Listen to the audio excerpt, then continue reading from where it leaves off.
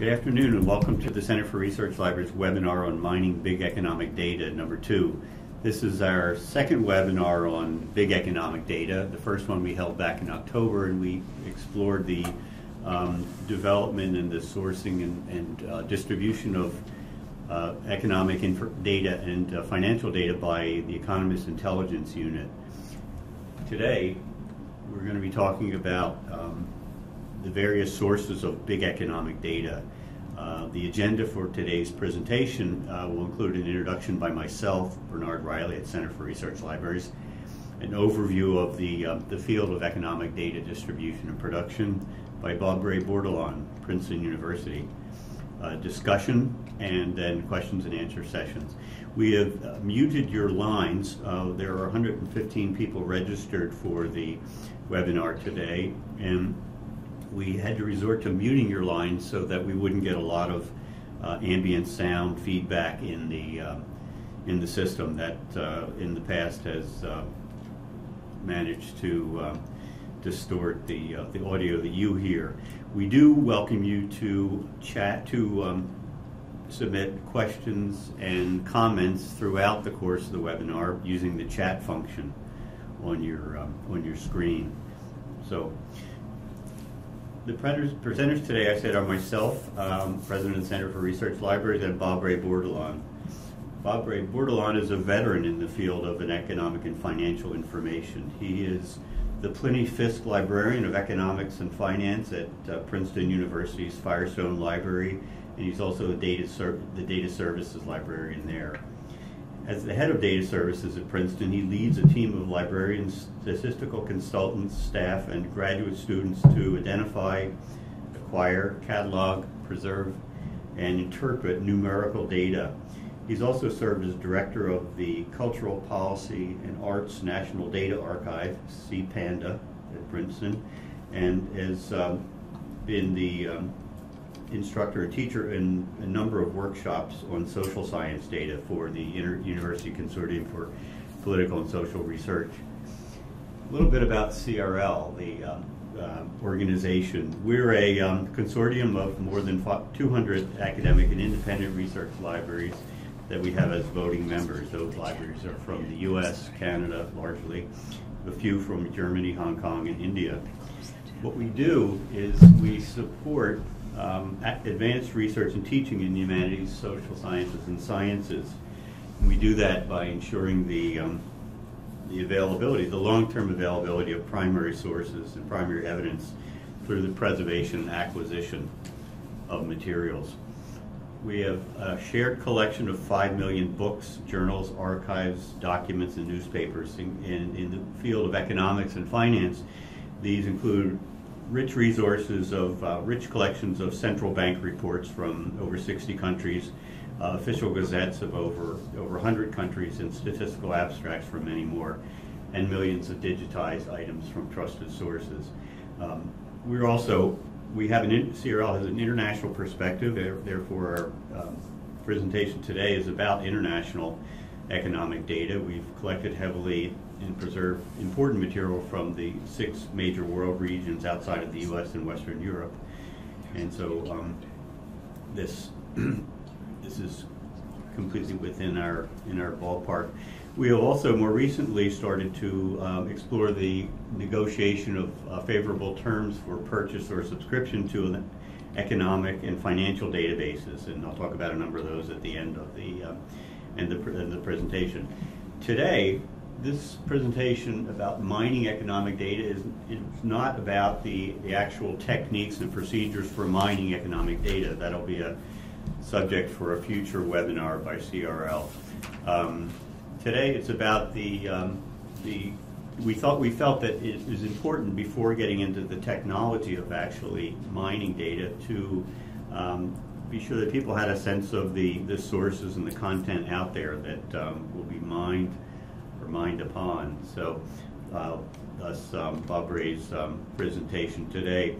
Uses of economic data, though, there's a number of uses: market analysis and forecasting, determination of trends and directions in the economies of various nations and regions, risk analysis and assessment, the the assessment of the risk of doing business or the risk of economic prosperity in regional and national economies throughout the world.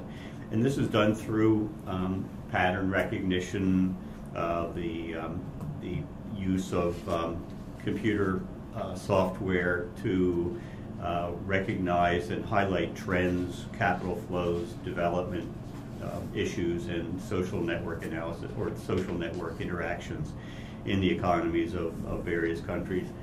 And then the visualization of complex data. The visualization is everything from the illustration of complex data phenomena, complex data events, to the actual simulation of markets and the creation of market models. Well, and the various approaches to mining economic data, there are three basic approaches that are being taken now. We're not talking about the internal mining that businesses do of their own data. A lot of the businesses are generating tremendous amounts of data in the course of their work, data about customers, about their own products and sales and those kinds of things.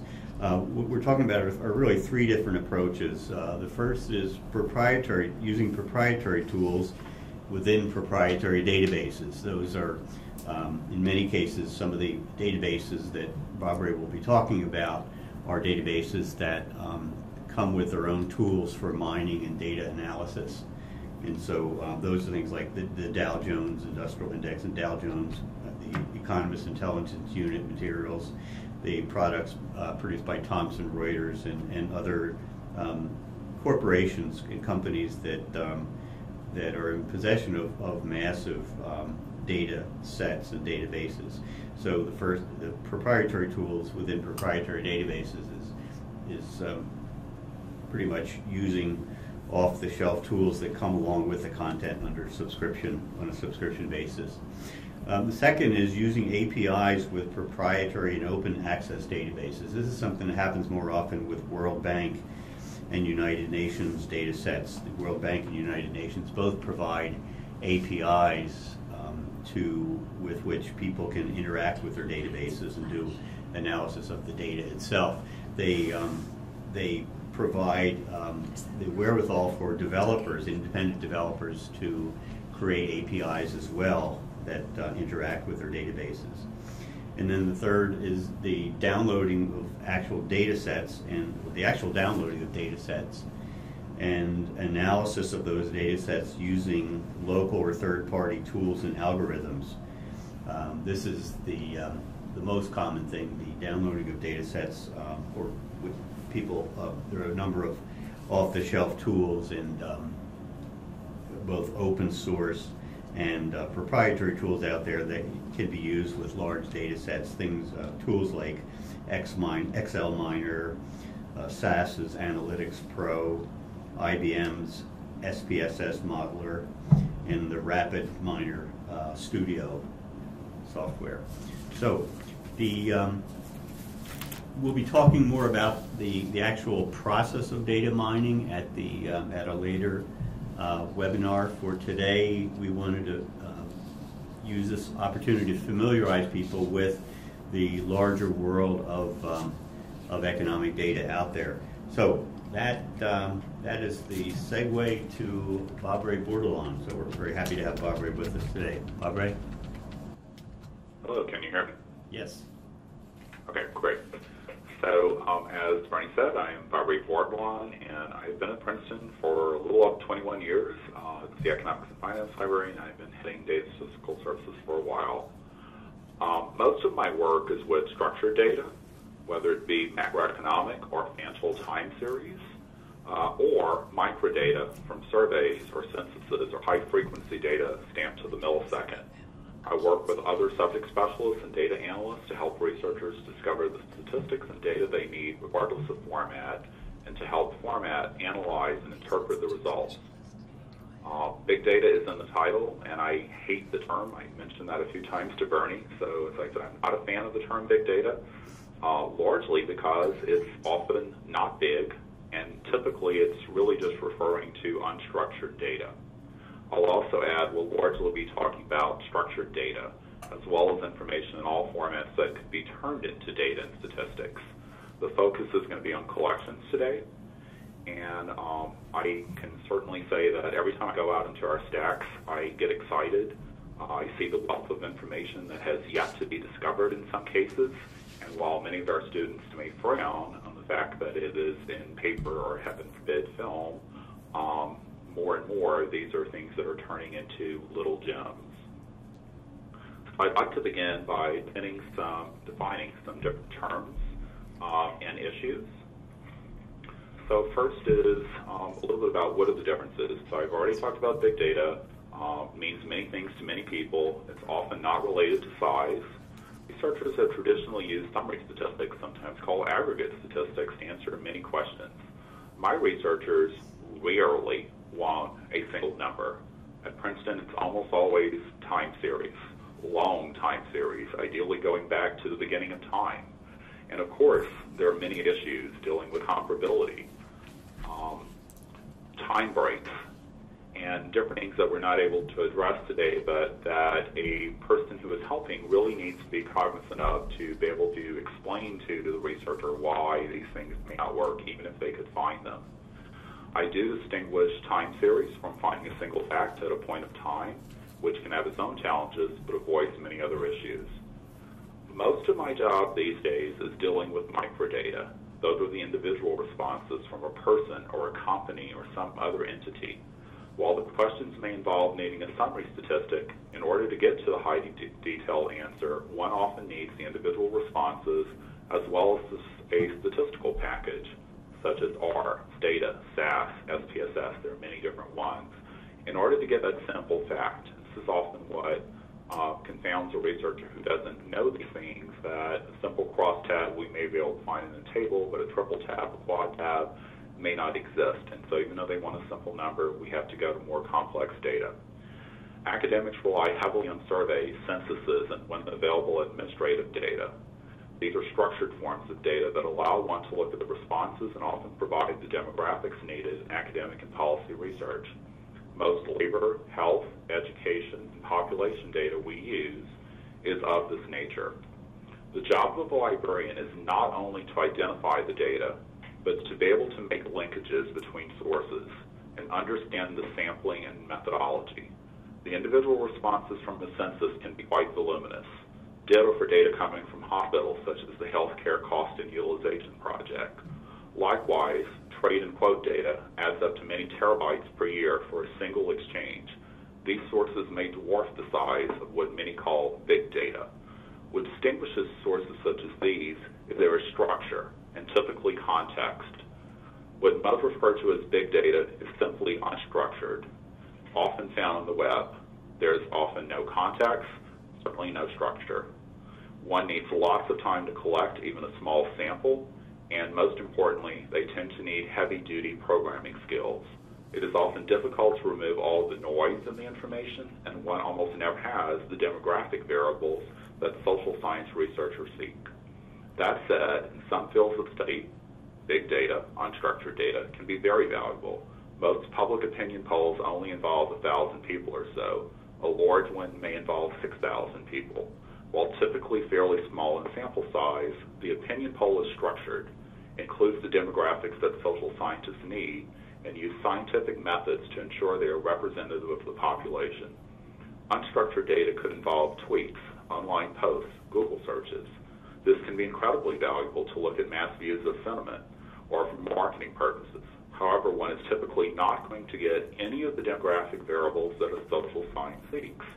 One can sometimes get geography, though I would caution that with wireless, VPN services, etc., one often doesn't know where someone is actually coming from. The other area that is often lumped with big data involves voluminous proprietary files, typically not available to most academics. So these are typically the things that are coming from a retailer or a hospital, so it's sales data, those types of things. In reality, though, this data does have some structure. Much of what we will talk about today is either structured data or items in print or on the web from official bodies that need to be collected and archived. While many large research libraries collect the main statistical yearbook from many countries, an increasing number are found on the web, few are archived. Statistical Abstracts of the World, a new ProQuest product, is beginning to collect yearbooks as they get the rights and put the tables into Excel format and to translate headings. However, this is not a retrospective project as they are doing with Statistical Abstract of the United States. While many collect the main yearbook, few places collect the more specialized yearbooks, quarterlies, and monthly statistical publications that provide more detail than researchers need. While many countries are now putting the current online, few archive. CRL members need to collect and archive, and coordination is needed given the large scope. While we need the collections to answer the questions, the human factor is just as critical. Librarians are needed to collect and preserve the information, and just as importantly, find and describe the information. Many libraries are cutting cataloging staff or skimping on subject access. With data, many additional fields are needed to be able to find the data, and standards such as DDI, the Data Documentation Initiative, are critical to researchers being able to find the data required. It is not enough to have a title and a subject heading. The sampling method, the sample size, and many other elements not associated with typical cataloging are essential. Data has to be available down to the variable level. We need to know what was asked in the question. We need subject specialists who deeply understand the needs of their researchers. And currently on the screen, Princeton has a lot of subject specialists. We're very lucky, so I was only able to put a few on one page, but I put a few of my colleagues that I work very regularly with who answer a lot of questions in the social sciences involving data, and I'm very grateful to all of them. We're at a crossroads where some long-term librarians with superb finding skills in traditional formats have been left behind because they did not keep up with the way much research is conducted today. Likewise, many emerging from library schools lack traditional skills. If the item does not exist electronically in the database, many do not know how to find the information, and even worse, it often does not even occur to them to look beyond the electronic. It is critical that we embrace change, but not lose the traditional skills. Notice I said embrace change, not every fad and trend that comes along. Too many library schools are jumping on bandwagons and not teaching students the critical skills that will help provide the foundations for a career in information. Libraries hire the new graduates. They cannot assist researchers with complex questions. When they leave, they may not be replaced. Likewise, many traditional librarians are no longer able to assist researchers with many of today's questions and are not being replaced. It's a vicious cycle, and it's one that needs to end. Libraries need to be much more than warehouses. Librarians need to have deep subject knowledge and cutting-edge technical skill. No one can cover all areas effectively. Larger libraries need to stop trying to lump too many things together and realize that experts are critical. We also need librarians with language skills and deep knowledge of the networks of how information is distributed in developing countries. While few libraries can have these area studies positions, they play a vital role in collecting. Some libraries have begun sharing some of these positions, and I know Columbia and Cornell has experimented with this quite a bit. Princeton also has many area study specialists, and I put up just a few of my colleagues. Some libraries have begun sharing some of these positions, as I said, such as Columbia and Cornell. Well, ideally, one will have their own area study specialist in areas core to their mission. That's not always feasible.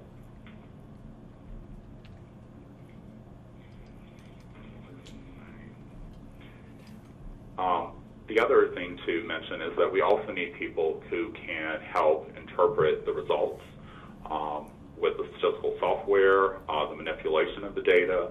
And I know every university is structured very differently, and at Princeton, we are lucky that they are part of the same team that answers the reference questions. But in many places, they're a separate unit, and in that case, it makes it a little bit harder. But as long as there's coordination, and I know many of my colleagues out there, this is their model, and it works quite well. But coordination and communication is critical.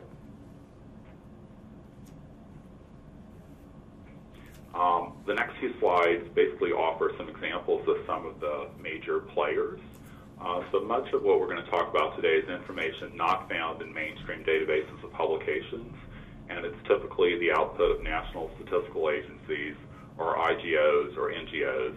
It is the most detailed information and typically the only place to find subnational statistics. While many places collect the primary yearbook, I mentioned very few tend to collect the regional or the more specialized.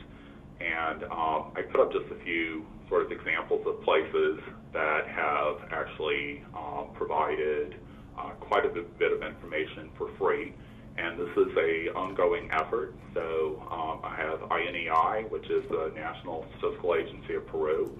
I'm always surprised when a smaller nation really sort of leads the pack. And their microdata is largely available for free for anyone that wants to use it.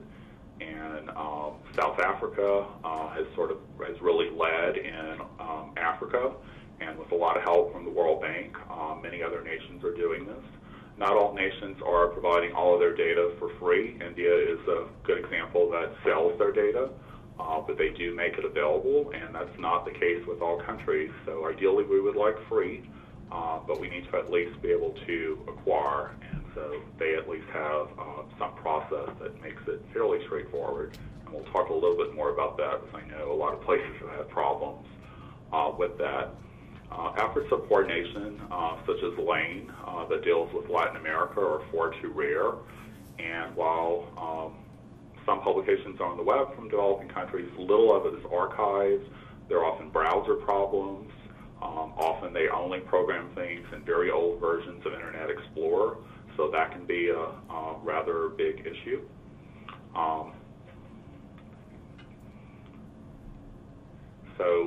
Microdata repositories, there are a number of these. I put a few examples. Probably the most famous one is ICPSR, that I assume probably everyone on this thing, their institution, subscribes to. World's largest data archive, collects social science data. But there are a number of other efforts, such as GESIS in Germany, the UK Data Archive, that collect microdata from their countries and make it freely available to the world for the most part.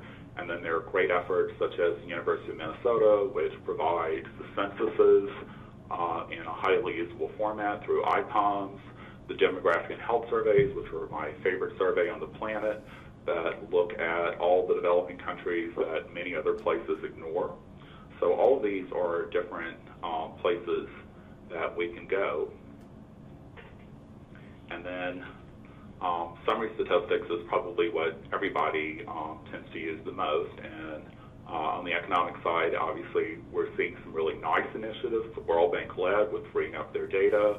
The IMF just announced a few months ago they were going to do the same. OECD just announced very recently that by July their data will be free. Obviously, not all things are free. There are many aggregators out there that charge for their data, such as IHS Global Insight, Haber Analytics, Global Financial Data. So there are many places that often, to get the more detailed and usable format, we do have to subscribe to. And then the final category to talk about is financial data. Financial data is, for all practical purposes, never free. So yes, you may be able to get something very current off of Yahoo Finance, but it's not going to be sufficient for an academic paper. So there are many different sources out there, like Global Financial Data, Thomson Reuters, and Bloomberg, who are very expensive, but obviously the key players in Haber Analytics that has its hand in both sides of economics and finance. And then groups like the Wharton Research Data Service, which is a nonprofit based at University of Pennsylvania that hosts many different data bases that we tend to use on a regular basis. And then the last piece that I wanted to talk about before we begin our discussion is, I mentioned it's really, really important that everyone stay up to date, and we don't want anyone left behind, and we also need to make sure that the people that are just emerging from library schools that may have great technical skills and may have a lot of knowledge from other places, but also keeps up with traditional things, and so we all can play a role in this. And so places like CRL has regular webinars for information sharing, and then many, many groups. I could have 100 slides now, but ICPSR does very regular ones. the UK Data Archive, over in Canada, the Data Liberation Initiative, IASIS, which is the primary social science data group, has a conference. They provide a lot of free information on the web. Groups like Salam, which talk about Latin American acquisitions. So we have a lot of places, and many of them are free, and we should really take advantage of. I, at this point, probably do a couple of webinars a week that I listen to, and I find them very effective. So I believe we are about to now move into our conversation with Bernie.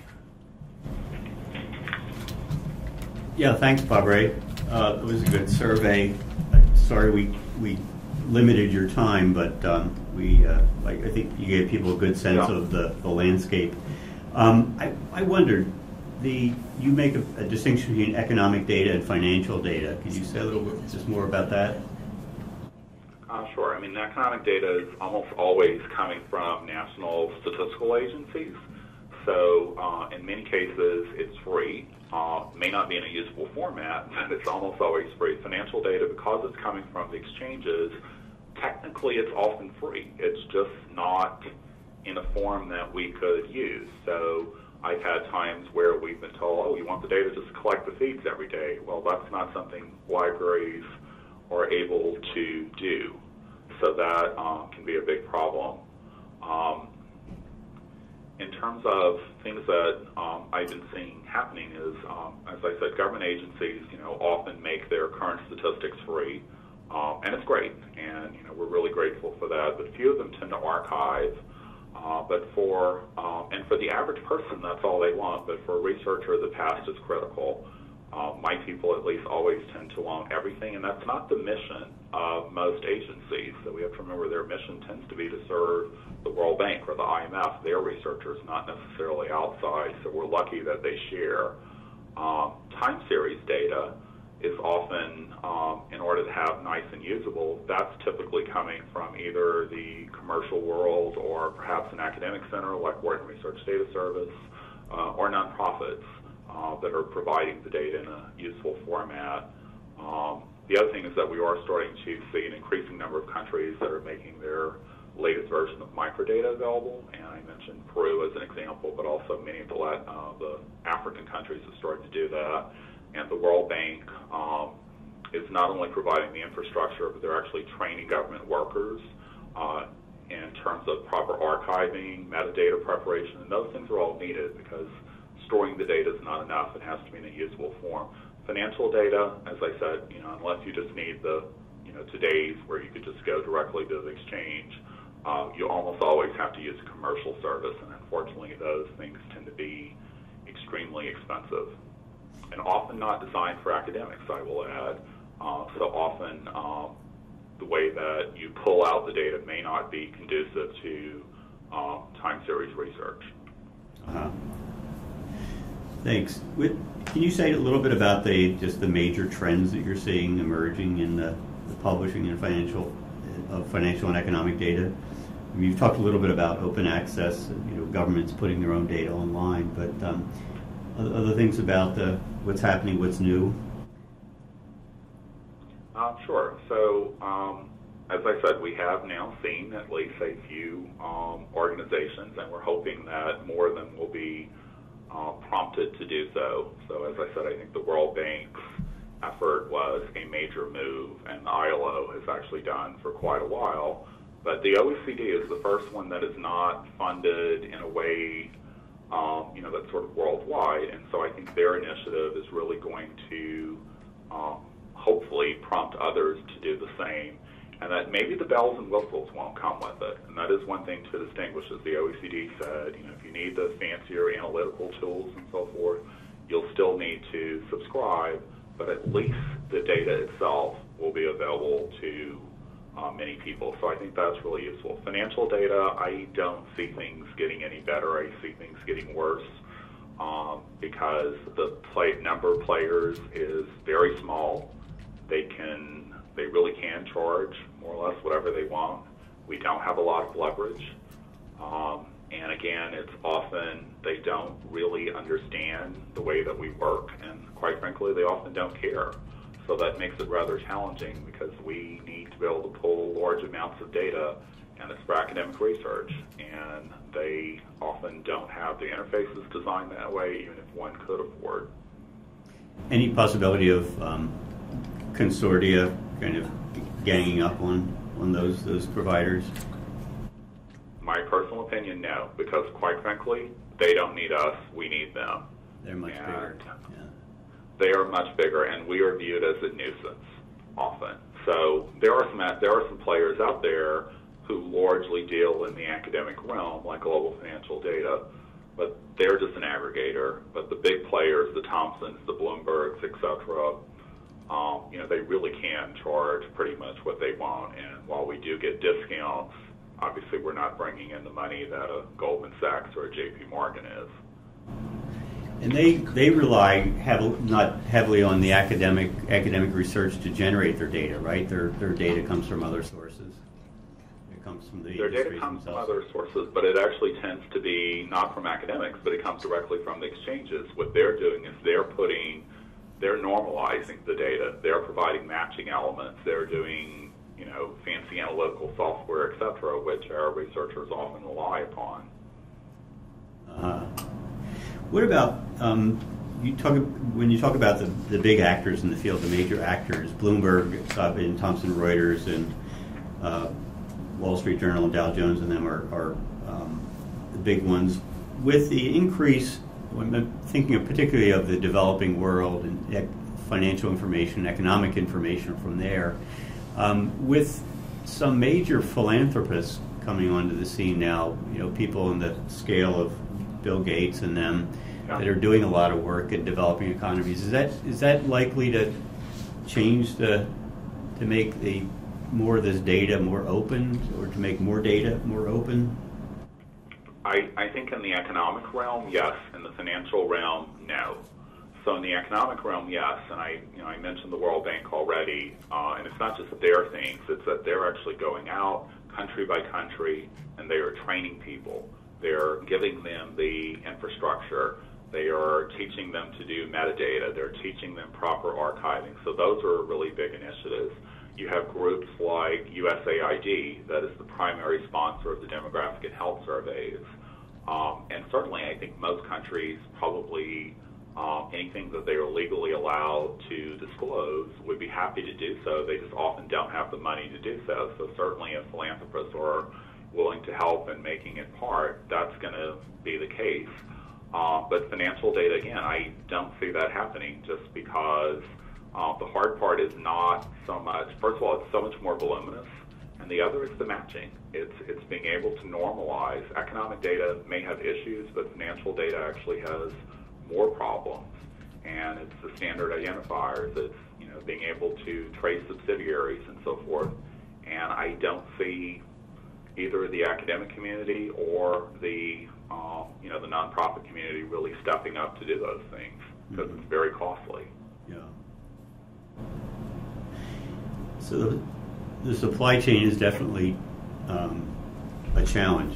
I wonder if you say a little bit about how the supply chain through which research libraries acquire data from the developing world has changed in recent years. I know that the elimination of the depository libraries by World Bank and IMF was a real event.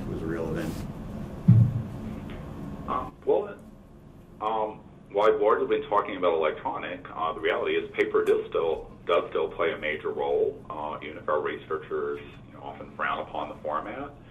And for many of the more specialized statistical series, paper is still the only thing out there.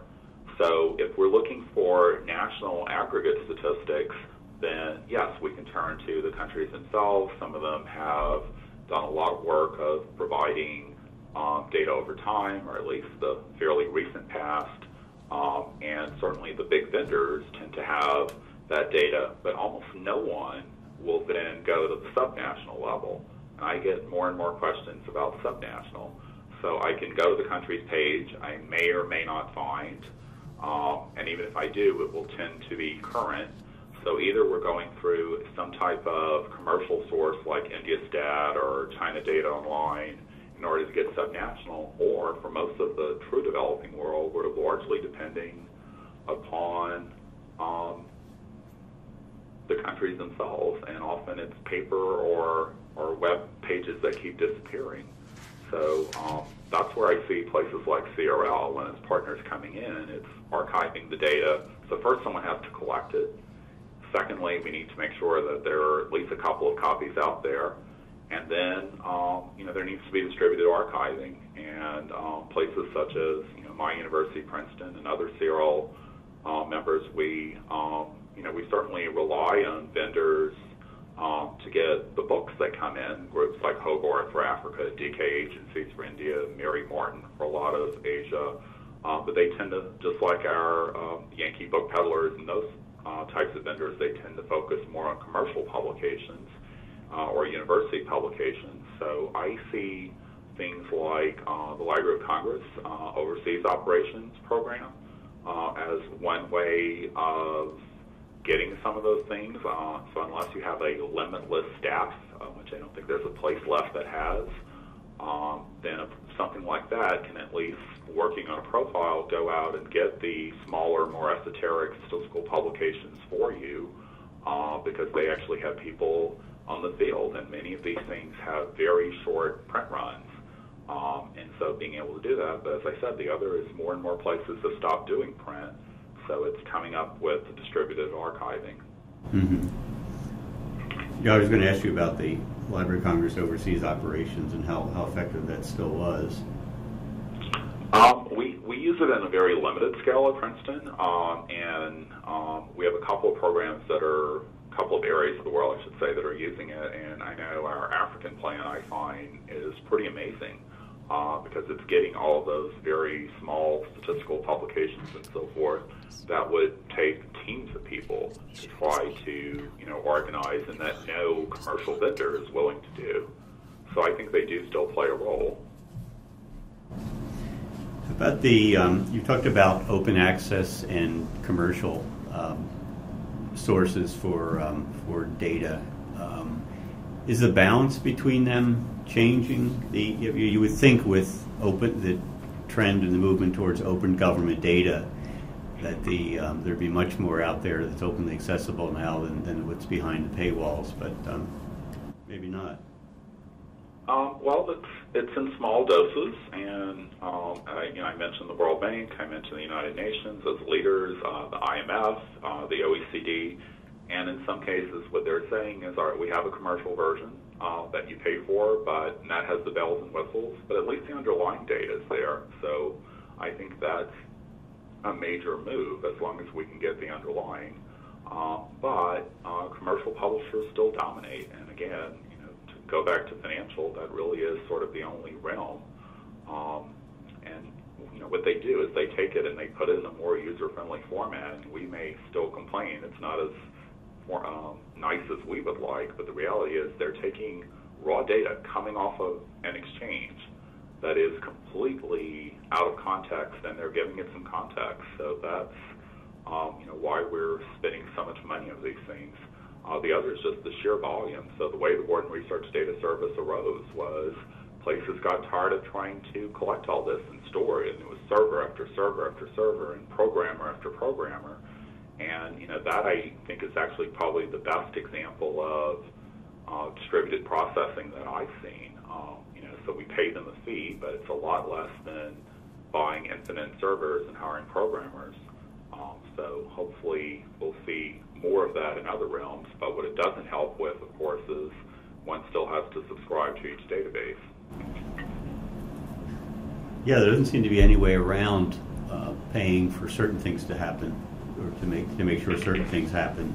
You mentioned that a lot of the countries and a lot of this are putting up their data, their economic data, and openly accessible on the web, but that a lot of the retroactive material, a lot of the older material doesn't stay, and that's something traditionally that libraries have done, but isn't some of that's being done by the vendors now as well, though, isn't it? Vendors like ProQuest?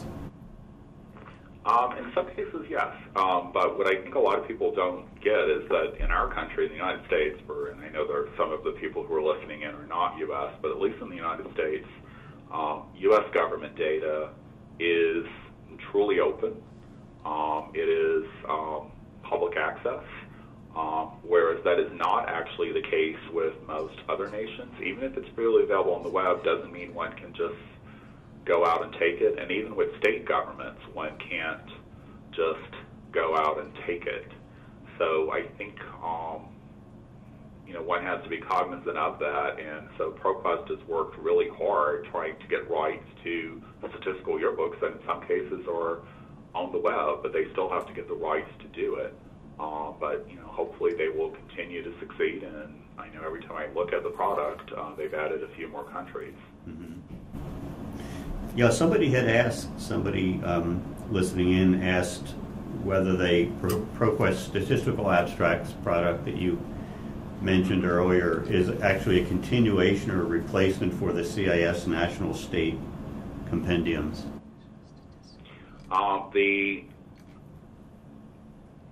It's not a replacement. It's a nicer format, is the best way to put it. So the microfiche product, which is the National Statistical Compendium Princeton subscribes to, and I know a number of other places do, and we still try to get paper for the various countries, so we view it as a backup, the fiche, and sometimes they're more successful than us at getting, and sometimes we're more successful. What the ProQuest statistical product is they have taken the yearbooks that they can get, and they're putting the charts into actual Excel format, and for people like me that are language challenged, they are also translating the headings so that one can still see the native language, but it's now in Excel, and one can see often the translated headings, so that can really help with the average user who may not be studying a country in detail but needs a few numbers from your book. Great. We put up on the screen the slide that Prognoz, African Development Bank, their portal for economic data from the different African nations. This is something that was created by or launched by African Development Bank, but it's actually was produced by a Russian financial services and analysis company called Prognoz. There's a couple examples of those. Is there do problems arise when open public data is hosted on these proprietary or commercially managed platforms? Is that a risk? I don't think the right question is being asked. So I don't think the question should be, is it commercial versus nonprofit? I think the question needs to be, can the originator of the data pull the data if needed? So basically, what happens if something goes wrong? Can they pull this data out? And I don't mean just legally, but I mean, what's going to be the format? So that's critical, is if you can't take it out and put it into something else, it's not going to work. And so if we think about in the United States, we have initiatives such as locks and clocks and so forth that have provided a fail-safe. And so with the government, what would they do if something goes wrong with this? From the researcher's point of view, I think the question is really just, can we pull the data we need in large formats in a format that is conducive to research? Can we find the data? And for both Prognoz, and if you show the next one, just in case people are not familiar with it, you mentioned the Kenya Open Data, which is on another proprietary called Socrata. I think those are actually pretty good examples of why using a commercial vendor actually paid off. I like the Prognoz one better in terms of pulling things out, but I think they're both a lot better than what we've done in the United States. So I'd say, look at the African Development Bank site, look at American Fact Finder, and you tell me which one you would prefer. So, as I said, I'm not anti-commercial as long as we can get the stuff out. Now, let's face it, we all use commercial software in our daily lives. So whether we're using Stata or SAS or SPSS or Excel, those are all commercial products that have become very widespread. So yes, I'm in favor of open source software, but it has to work to be useful. So if the place is not able to develop their own, or there's not something that lends itself to, then I'm all for this as long as they make sure they have a provision in their contract that they have a way of pulling the data back out. All right, good.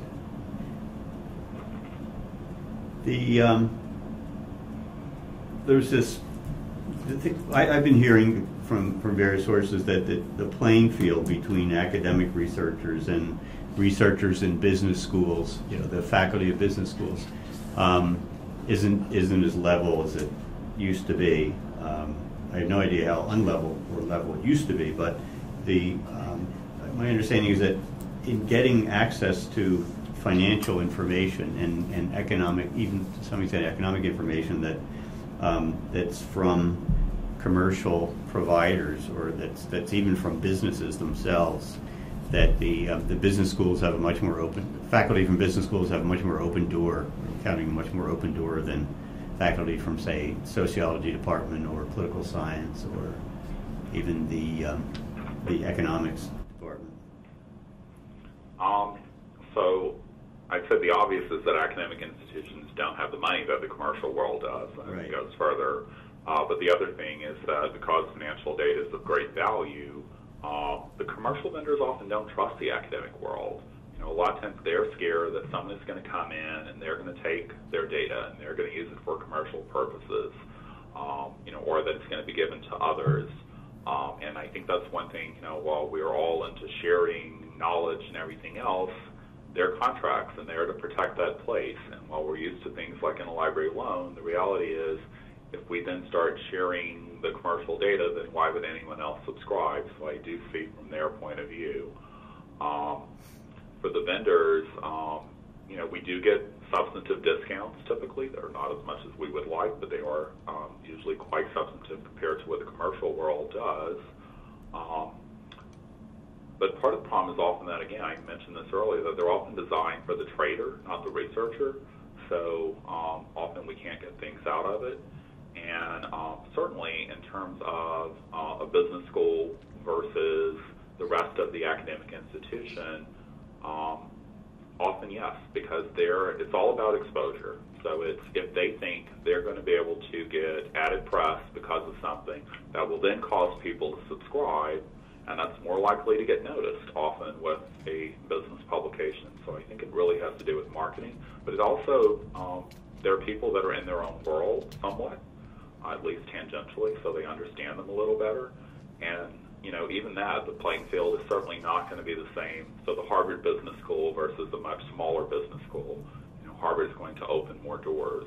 Mm-hmm. Now, one of the things that we've noticed is often that even if they're willing to play with academics, they'll often say grad students, undergraduates are excluded.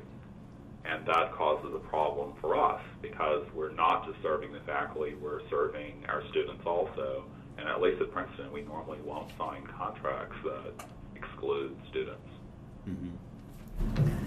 Yeah, the contracts that we've seen for some of the economic and financial databases, the commercial ones, have been much more restrictive than the contracts that we signed for licensing of humanities databases and even some of the public opinion databases. There's much more concern, it seems to be, about researchers coming in and using academic libraries to get access to the databases, researchers that are from Wall Street or from various organizations that would be more lucrative clients of the database publisher. I wanted to just spend a minute on social media data and financial and economic data from the social media. Are you seeing much demand from researchers for that kind of thing? Yes, it keeps increasing, and because so many people spend so much time, directly on social media, obviously they're interested in it. So I would say, for quite a while, many of us didn't take seriously, and I think the Arab Spring was probably one of the first things that made many of us wake up and say, this actually has serious academic value. And so we are seeing the problem with it is that the data, one, is typically not in a usable format. It's not structured, and we really want structure. It's very time-consuming to even get a small amount. I attended a webinar the other day where there was a professor from California who I thought did a brilliant job of talking about how she had 40 researchers working practically around the clock and how little she was still able to get, and then incredible programming skills. And most of us don't have that. So yes, we need to be able to we need the programming, we have to collect the data, but the other side, what we really want in the end is we want metadata to provide context, and there's not a lot of those things out right now. So Topsy is an example that collects Twitter data, and at Princeton we were very interested in it, and we signed a contract, and the day that the contract was signed, Apple bought them and then made the contract null and void. Yeah. And so if you go to their site, you can pull small amounts of data at a time for free. But if you want to try to get a contract, they're not willing to work with academics. And if anyone out there that is an academic that has been successful, I would really like to know that, because as I said, we certainly were not successful. And then one service I'll mention that it's for politics, but I thought was really a nice service is called VoxGov, VoxGov. It is a subscription service, but it's pretty low cost.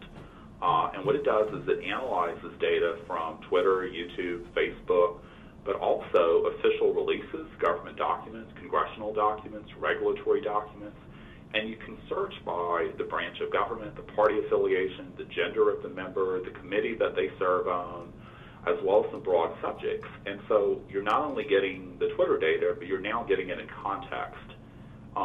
And so that's a great example of someone that went out there and did, but we need something for business. We need something for other countries.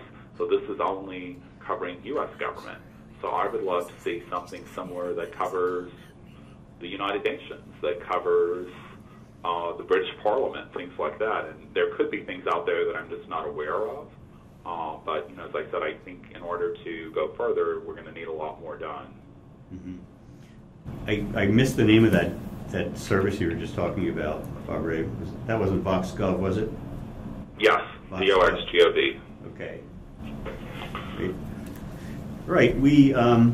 It does sound like we're kind of losing ground here. Right. The academic researchers, it's the world of economic and financial information seems to have gotten so much bigger in the last 10 years. But it's tended to skew towards the commercial sector, towards the trading houses and towards the business world. So that's not encouraging. But I think you give me a little bit of sense of what we can do, how we can cope. I wanted to get to some of the questions that people have written in. There's someone had asked. Let's get these questions up. Some researchers, someone typed in or chatted in, some researchers are collecting their own data from disparate resources. For example, Adam Bonica's DIME data at Stanford. Are you seeing libraries get involved with hosting of these kinds of data, or are most of the researchers still going to ICPSR? Well, I will say I am not a fan of the entire institutional repository movement. I think it has its place. I think if everything is vetted properly and it's something that doesn't fit into a wider archive or a wider archive that's not going to provide open access, then yes. But I would much prefer to see data go into something like an ICPSR or the Association of Religion Data Archives, or there's many ones out there, because most places, even if they store it, they're not preserving it.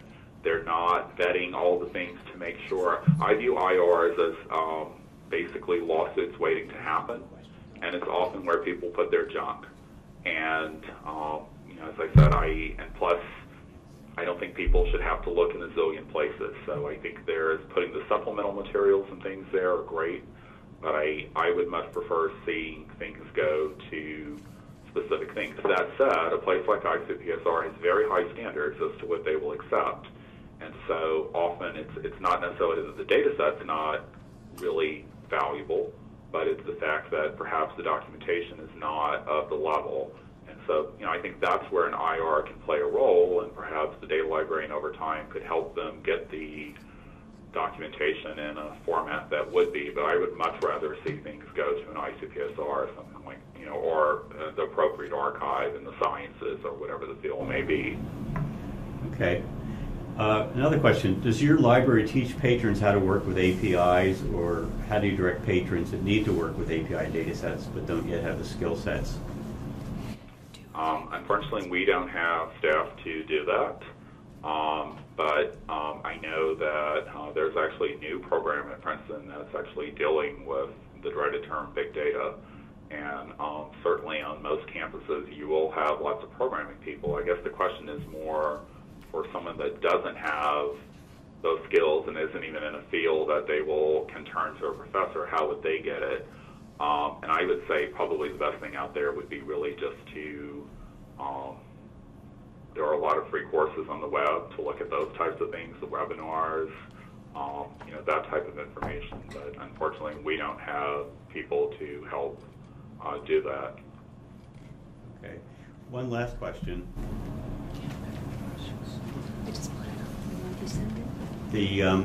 At a recent library conference, the IMF table staff said that their flagship data will become, quote, free but not open, a la the World Bank. What's the difference? I don't know, but my guess is that with the World Bank, what we just mentioned about the APIs, and that it's truly open, anyone is allowed to take it. They're allowed to pretty much do what they want with it. They're allowed to mine it with an API, and my understanding at least is that the IMF is, yes, they're releasing their data, but I'm not sure they're making it quite so freely available, open, as in the World Bank, and that one can then take it and do what they want with it. I know with OECD, they're going to provide the data free, not the bells and whistles, but they are talking about allowing API access, and I'm not sure if the IMF is doing that. But they definitely should be the ones consulted for that. Great. Thanks, Bobray. That was pretty much all that we have, all the questions that we have time for. I want to thank Bobray for being such a great guest, for doing such a great job of surveying the landscape, and then even getting into answering questions about the different databases and data sources. Virginia Kerr, Virginia, do you want to?